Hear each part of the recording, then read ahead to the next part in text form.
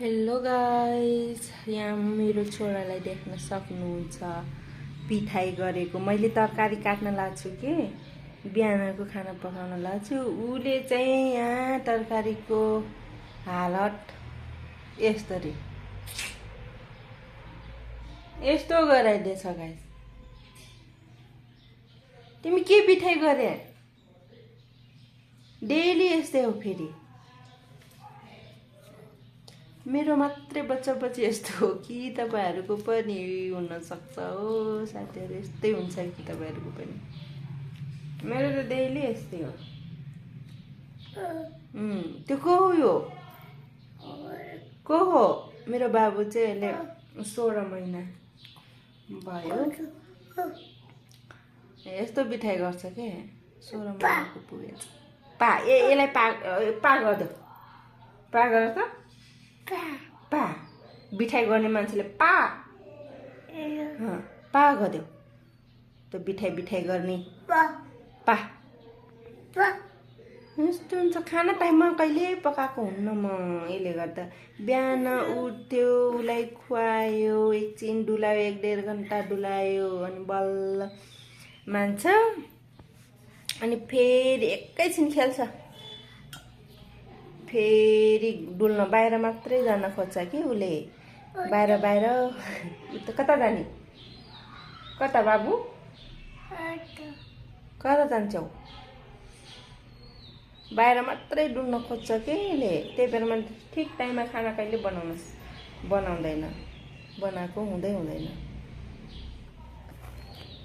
यसैले हेर्दै ठिक्क हुन्छ मेरो। हामी चाहिँ काठमाडौँमा बसिरहेछौँ कि साथीहरू, त्यही भएर हामी चाहिँ बाबु, म अनि बाबुको ड्याडी अङ्कल बस्छौँ।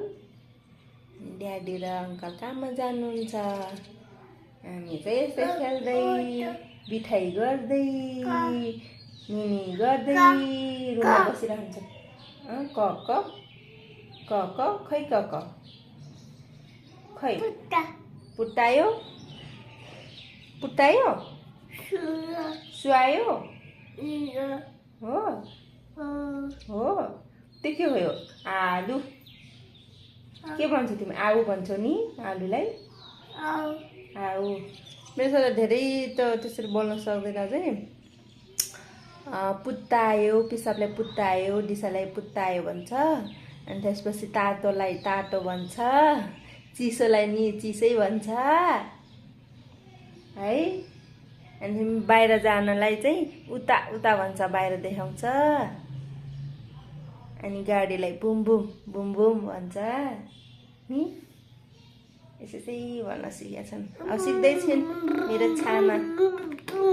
खै बाबुको बुम कहाँ छ? बिहान उठ्ने बित्तिकै उसले आफ्नो गाडी देख्छ के, अनि बाहिर भुम बुम भने उता भनेर देखाउँछ बाहिर जानलाई।